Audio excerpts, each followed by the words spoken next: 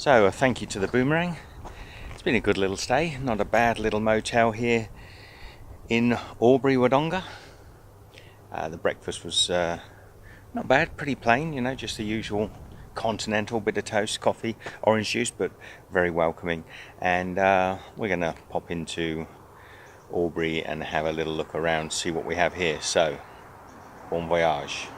So you've got these typical Aussie style houses, little single story, what we would call bungalows. I think they're really pretty, and that's pretty close to the centre of Albury, or Albury Wodonga. I really don't know what to call this town. It's a bipolar town, I think.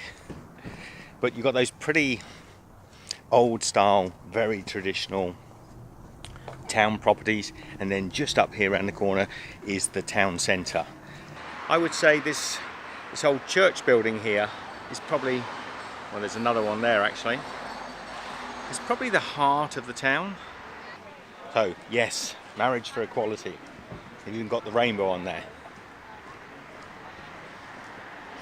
You're not going to find a church in Australia that would say no. I don't think it could exist in Australia. Now I do love these old towns. They still have a lot of that sort of Art Deco feeling, even though this is a fairly ugly block in front of us. It's got a bit of an Art Deco feel to it, like it might have been a nice cinema at one time, or maybe even a town hall.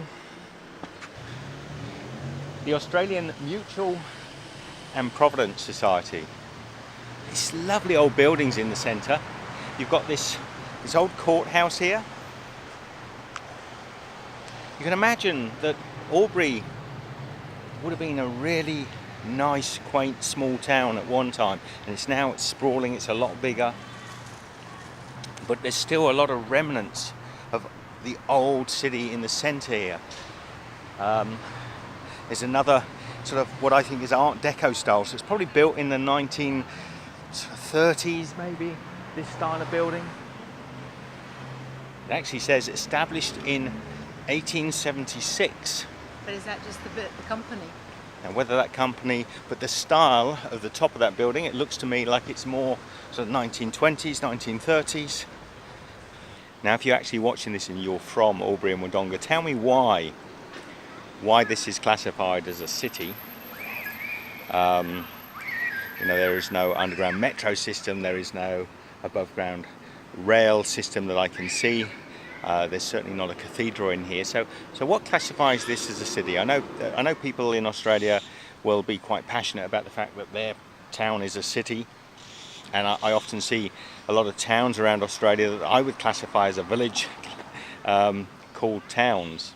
So I'm not sure how we work over here. I mean, I've been here long enough, I should do, but they still feel too small to be a city. It's a very beautiful town. And as if almost to collaborate what I'm saying, this is the town hall of Albury. So the original town hall. Not a city hall, but town hall. This foundation stone was laid in the honour of Thomas Waddell, MLA, Colonial Treasurer, maybe, of New South Wales. 9th of December 1907. So whether we're just in the original part of Albury or not, all the town hall buildings, they refer to Albury. They're not talking about Wodonga. So I'm wondering if there's actually another town centre which would have been more the old traditional heart of Wodonga. But this feels at the moment like it's more the centre of the city or town. So a little about Albury that I can tell you from a personal point of view. It's the town that is on the Hume Highway, approximately halfway between Melbourne and Sydney, so it's often the place where people stop. For many years driving up here, I've often stopped at Albury as a sort of halfway point. It's a good place to come. There's lots of places to eat, I mean heaps and heaps. You can pretty much find any supermarkets. This is the area where the fuel prices. Big dog. This is definitely the place to stop and get your fuel. And pretty much all of the towns on the drive up now have been bypassed by the Hume Highway. So quite a lot of the really cool little towns on the drive up here now are pretty isolated, whereas Albury-Wodonga is actually still just on the edge of the Hume, so it's pretty easy to just sort of dodge into Albury and have some spot of lunch, refuel. May the fork be with you.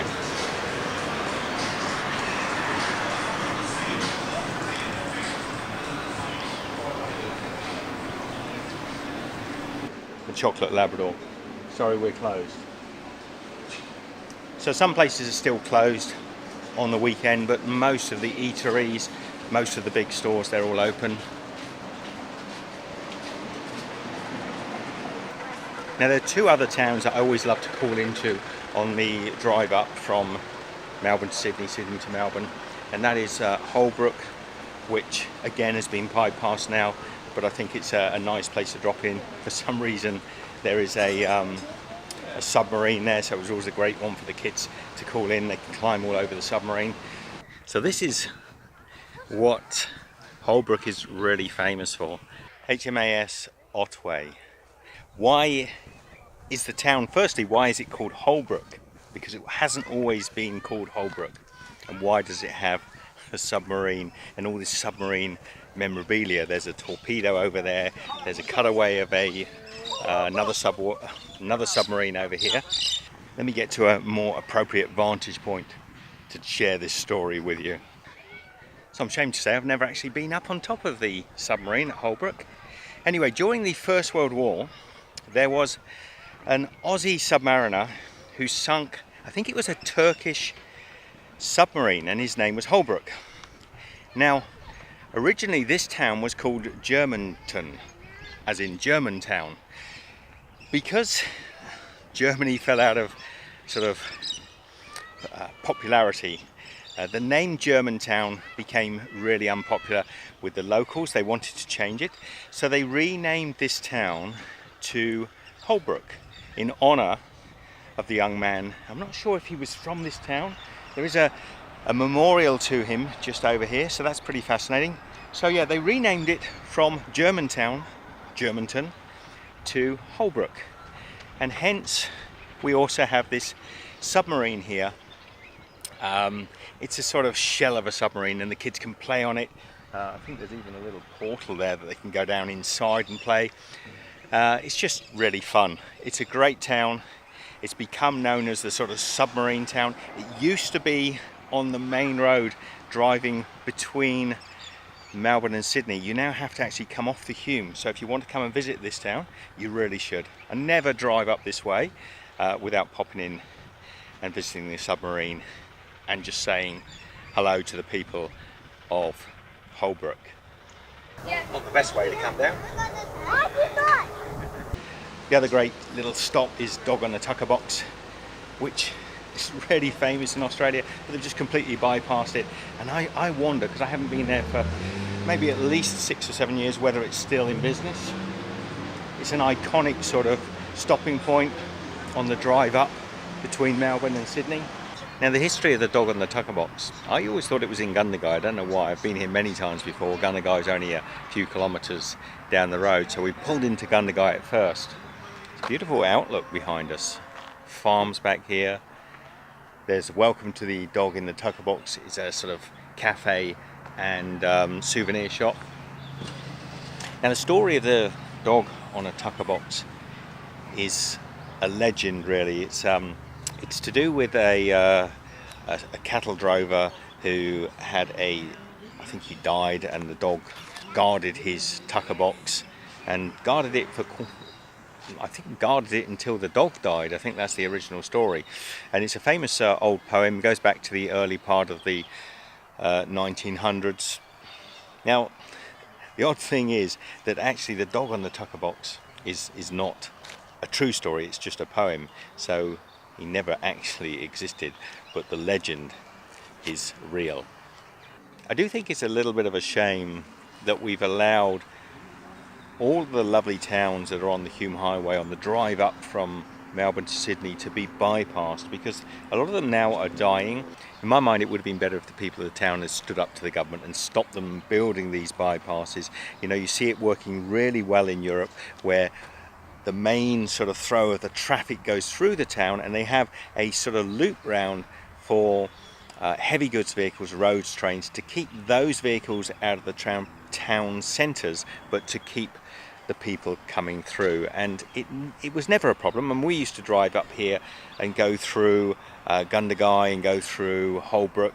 It was never a big problem. Sure, the big road trains were a bit of a pain, but you know, invest that money, I think, in putting loops around the town and make it inconvenient for the road trains to go around. Not inconvenient, they can still go at speed and go around the towns, but if the people were still going through, what we've done instead is we've kind of built these loops around that take all the traffic outside the town. It's more complicated, it's almost an inconvenience to go into the towns, and hence they're dying.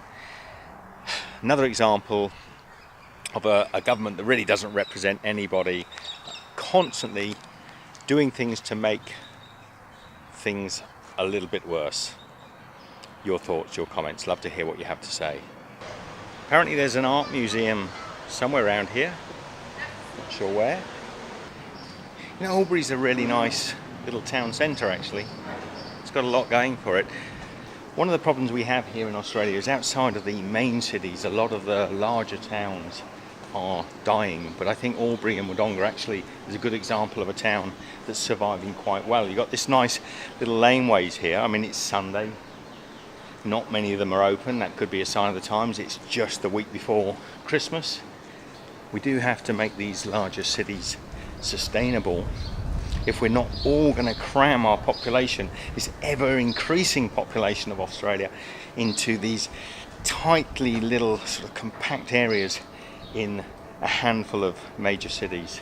We need places like Albury and Wodonga to thrive and survive. And sadly, while all the little shops are struggling, the big stores are doing very well, thank you. I think it's a great little town, lots of character, lots of new world and old world charm. So yeah, definitely stop here. Don't sort of power drive up the Hume and just drive between Melbourne. Either go up the coast road and really enjoy some of the most beautiful parts of Victoria and New South Wales along the coast, or if you come up the Hume, at least stop here overnight or a couple of days even in Albury and Wodonga and check out. There is a lot to see. The only thing I would say is don't call in on a Sunday, or do call in on a Sunday, but don't make a big stopover on a Sunday because it's pretty quiet in the town.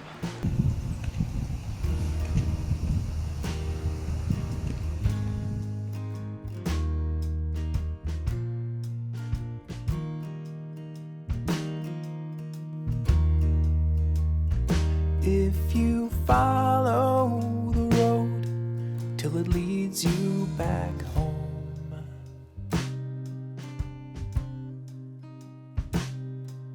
you'll find that the answer is yes.